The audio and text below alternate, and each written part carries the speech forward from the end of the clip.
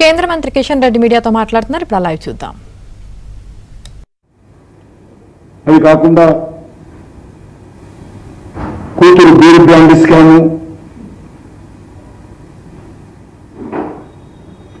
Telephone tapping scam, beer brand scam, దీంతో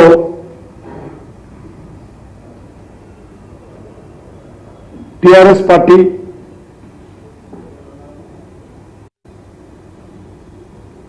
ఆడలేక మధ్యలో అన్నట్టు ఈరోజు మధ్యలో భారతీయ జనతా పార్టీని విమర్శించేటువంటి ప్రయత్నం చేస్తారు. ముఖ్యమంత్రిగా పనిచేసినటువంటి మాజీ ముఖ్యమంత్రి కుమారుడు కేటీఆర్ శ్రీరాముడు జై శ్రీరామ్ మీకు ఉద్యోగాలు ఇస్తుందా, అన్నం పెడుతుందా అని మాట్లాడతాడు. మరొక దిక్కు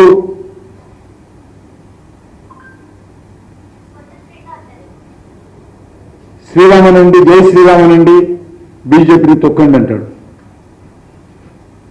ఆయన మర్చిపోయినట్టుంది కామారెడ్డిలో ముఖ్యమంత్రిగా పనిచేసినటువంటి వాళ్ళ తండ్రిని భారతీయ జనతా పార్టీ జెండా పట్టుకొని కామారెడ్డి ప్రజలు తొక్కిన విషయం మర్చినట్టుంది ఆయన.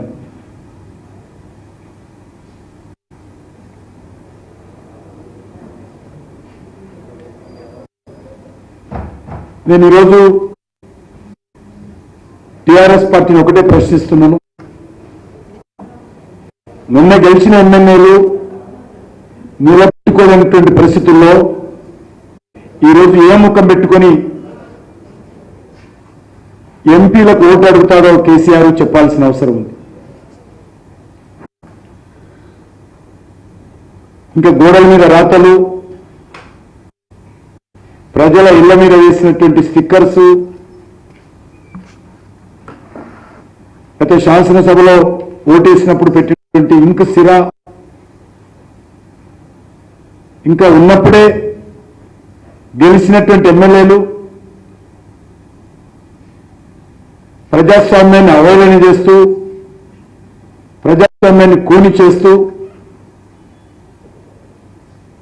బీఆర్ఎస్ పార్టీని వదిలేసి ఇతర పార్టీలకు వెళ్తున్నప్పుడు నేను కేసీఆర్ ఒకటే ప్రశ్నిస్తున్నాను, ఏ ముఖం పెట్టుకొని మీరు ఎంపీలో కొట్లాడుతున్నారో చెప్పాలి.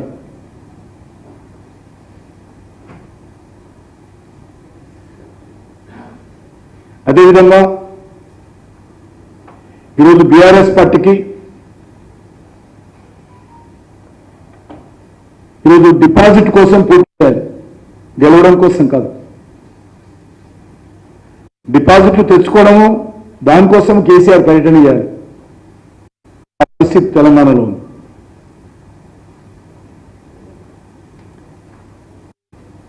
మరొక దిక్కు కాంగ్రెస్ పార్టీ కూడా అయోమయ పరిస్థితుల్లో ఉంది.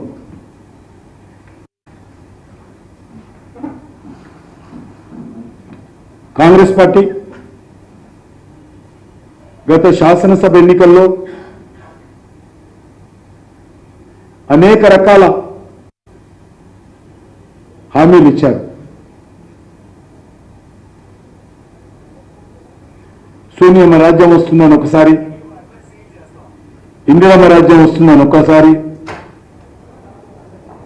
రాహుల్ గాంధీ రాజ్యం వస్తుందని ఇంకొకసారి, అనేక రకాల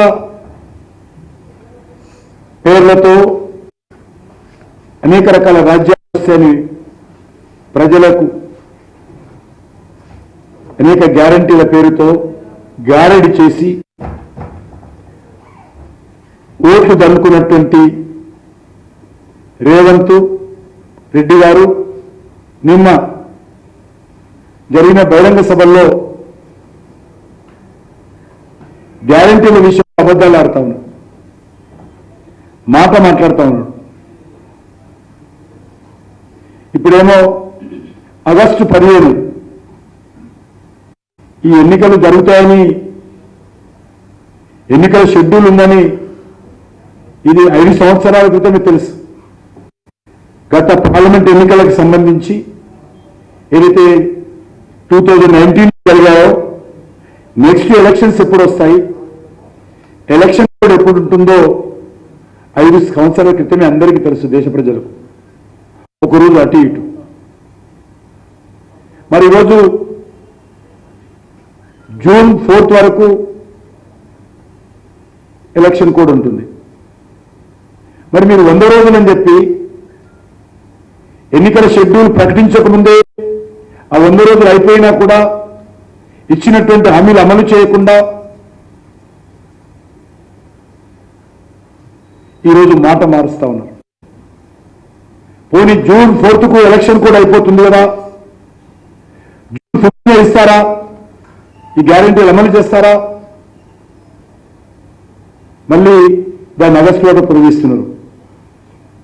అంటే జూన్ 4 నుంచి ఆగస్టు 15 లోపల లోకల్ బాడీ ఎలక్షన్స్ కూడా పెట్టుకొని ఆ తర్వాత ప్రజలకు మొండి చేయి చూపొచ్చు. ఏరు దాటే వరకు ఒక మాట, ఏరు దాటిన తర్వాత మరో మాట. ఈరోజు కాంగ్రెస్ పార్టీ వ్యవహారం కనిపిస్తా ఉంది.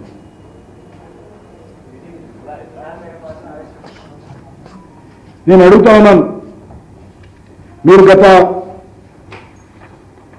ఎన్నికల్లో ఫుల్ పేజ్ ఆర్టికల్స్ ఇచ్చారు. ఇందులో చెప్పారు 100 రోజుల్లో నెరవేరుతుంది ప్రతి గ్యారంటీ అని. ఇంత పచ్చి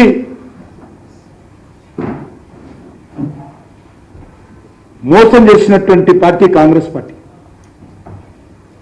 6 గ్యారంటీలు ఇచ్చి 6 గ్యారంటీలు 100 రోజుల్లో నెరవేరుతుంది ప్రతి గ్యారంటీ అన్ని రకాలుగా ప్రచారం చేసి ఈరోజు ఈ గ్యారంటీ అమలు చేయకుండా ఈ రకంగా అడ్వర్టైజ్మెంట్లు ఇచ్చి ఓట్లు వేయించుకొని